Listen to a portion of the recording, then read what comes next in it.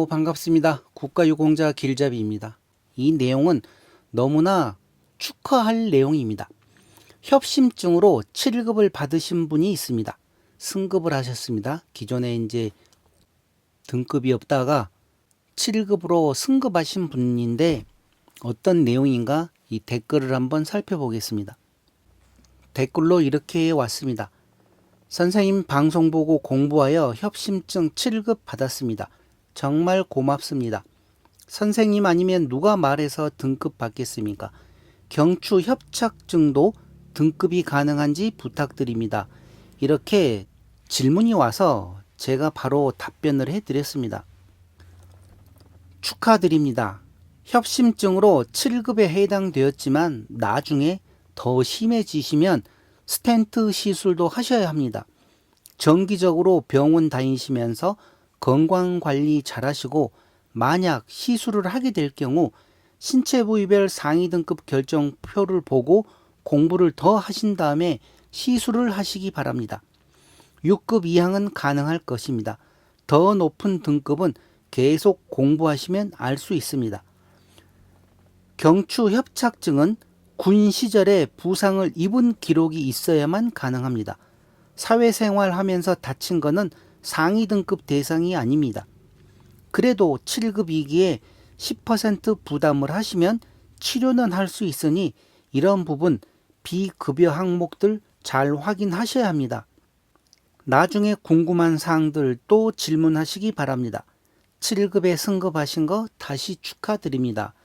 이렇게 하고 제가 지금 영상을 만들려고 준비를 하고 있었는데 다시 또 답변이 왔습니다. 고마워서 눈물이 납니다. 그리고 현재는 70% 협착입니다. 이렇게 연락이 왔는데 이렇게 많은 분들이 지금 제 영상들 보고 등급이 올라갔다고 중간중간 댓글 달아주실 때마다 정말 저도 제가 하고 있는 이 일에 보람을 느끼고 있습니다. 그 누가 하라고 해서 하는 것도 아니고 제 스스로 원해서 하고 있는데 이렇듯 영상들을 보고 본인들 스스로 공부를 하셔가지고 신청을 해서 7급에도 해당되고 또 6급 이상에도 해당되고 정말 많은 분들이 등급을 받고 계십니다. 이렇듯 많은 분들이 제 영상들을 보고 승급을 하시고 또 등급에 들어오시고 하다 보니 저도 제 나름대로 찾고 또 공부를 하고 하나라도 더 알려드리려고 공부들을 하고 있습니다. 그러니 이런 영상 보시면서 궁금한 내용은 또 그때그때 질문을 하시고 본인들 내용은 본인들이 가장 잘 알기 때문에 정말 공부들 하셔야 됩니다. 공부들 하시면 또 아는 만큼 보이는 법이라고 어느 정도 길이 보입니다. 그러나 그런 내용을 제가 영상에서는 설명을 해 드릴 수가 없습니다. 왜 그런가 하면 이렇게 공개적인 영상으로 유튜브로 그런 내용을 얘기를 하게 되면 그게 어떻게 보면 불법에 가깝기 때문에 제가 얘기들을 못 해드립니다. 그래서 본인 스스로 공부를 하고 찾으셔야 되는 겁니다. 그런 방법들을. 자, 이분 같은 경우는 정말 축하드립니다. 그리고 지금 협심증 7급이고 협착이 70%라고 나왔습니다. 여기서 답변 달기 전에 제가 분명히 답변으로도 먼저 드렸습니다. 나중에 협착이 심해지면 또 6급 이하까지도 올라갈 수 있다고 했는데 지금 이분이 70%라고 하면서 다시 답글을 달아주셨기 때문에 그러면 보는 김에 협심증 7급 다음은 허혈성 심장 질환으로 6급 이상이 어떤 경우에 해당되는지 그 내용 다시 한번 가르쳐 드리겠습니다. 자, 이 내용은 신체 부위별 상위 등급 결정표 2024년 4월 2일 날 개정된 내용에 나와 있던 내용이었습니다. 자, 전체적으로 이 심장 질환과 관련해서는 아마 이제 계속 공부를 하셨기 때문에 잘 아시겠지만 이번 이 영상이 본인 영상이기 때문에 제가 간단하게 몇 가지만 더 설명을 추가로 드리겠습니다. 4. 심장질환. 가. 의학적 치료에도 불구하고 호흡곤란, 흉통, 부종 등의 임상 증상과 이를 증명할 수 있는 흉부 방사선 검사, 심전도 검사, 심장 초음파 검사, 운동 부하 검사, 심혈관 조영술 등의 객관적인 검사 결과를 기준으로 판단한다. 관상동맥 조영상 혈관의 지름과 협착의 정도는 영상 자료를 토대로 판정하며 이견이 있을 경우 검증된 소프트웨어를 이용한 정략적 관상동맥 조영술 QCA의 결과를 판정의 근거로 삼는다. 허혈성 심장 질환의 경우 변이형 협심증, 미세혈관 협심증 및 심근교는 상위 등급 평가에서 제외한다. 심근교란 심장 표면을 주행하는 관상동맥이 심장 근육 속에 들어가 있는 경우를 말한다. 자, 이 내용이 어떤 검사를 해야 되고 또 나중에 서로 이견이 있을 때는 어떤 경우에 어떤 식으로 해결을 하는지 그 내용도 있고, 또 협심증이라고 해서 다 똑같은 신체 검사 대상이 아니라는 거 여기에 다 나와 있습니다. 변이형 협심증, 미세혈관 협심증, 심근교는 상위 등급 평가에서 제외한다.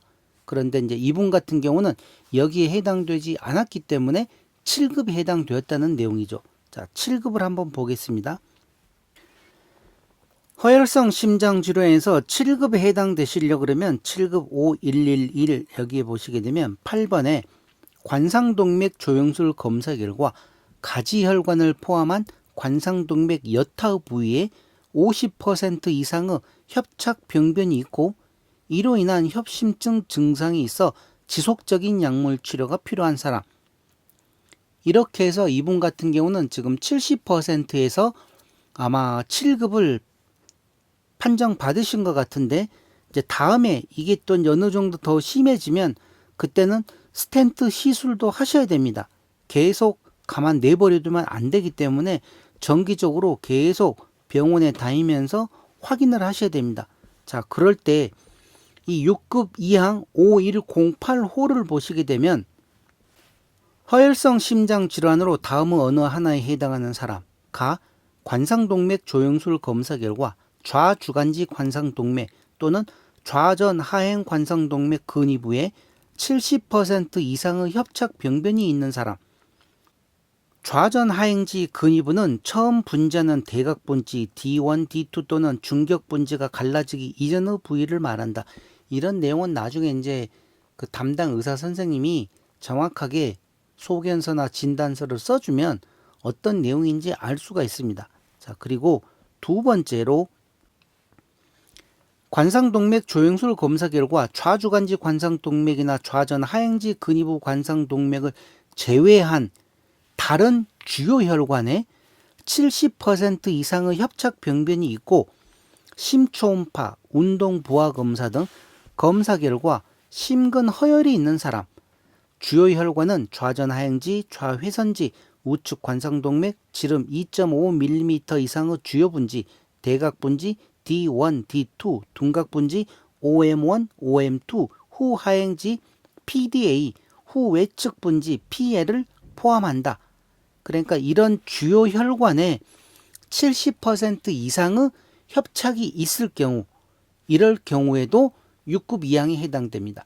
그런데 여기에서 지금 이 제게 질문 주셨던 분이 지금 상황이 70%라고 하는데 6급 이항에도 이 70% 이상의 협착 병변이 있고 하였기 때문에 정확하게 똑같은 70%라 하게 되면 해당이 안 될 수도 있습니다. 왜 그런다면 똑같은 영상 판독을 할 때 어떤 의사는 70%라고 했지만 또 어떤 의사가 그 내용을 봤을 때는 뭐 68%다 할 수도 있고 또 어떤 의사는 뭐 72%다 할 수도 있기 때문에 그래도 나중에 재판정 신체 검사를 하실 때는 조금 더 한 72나 75% 정도 협착이 있다.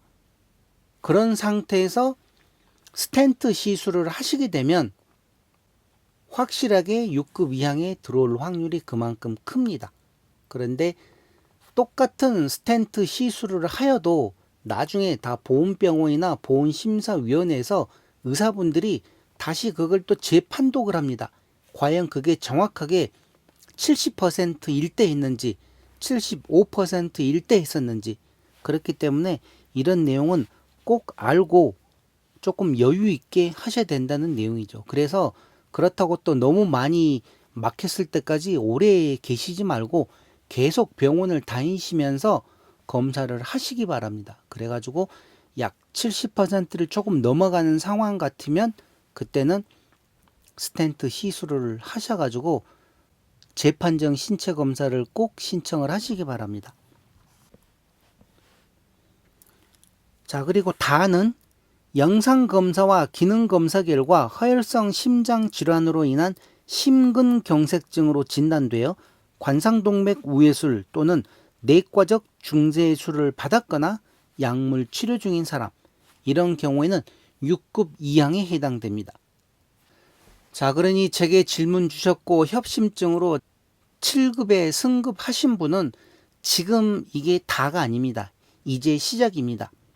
7급은 이제 막 시작하는 단계고 앞으로 6급 이항도 있고 5급도 있고 계속 있지만 급수가 올라가면 올라갈수록 그만큼 내 몸이 안 좋다, 악화되었다 하는 내용이기 때문에 최소한 6급 이항 정도는 받아 놓으시고 몸 관리 잘 하시면 그 상태에서도 10년, 20년 계속 아무런 이상 없이 지낼 수 있기 때문에 정말 몸 관리 잘 하시기 바랍니다. 자, 이번 시간 협심증 7급으로 승급하신 분과 관련된 내용은 이것으로 마치겠습니다. 자, 다시 한번 축하드립니다. 그럼 이번 시간 이것으로 마치겠습니다. 지금까지 국가유공자 길잡이였습니다. 감사합니다.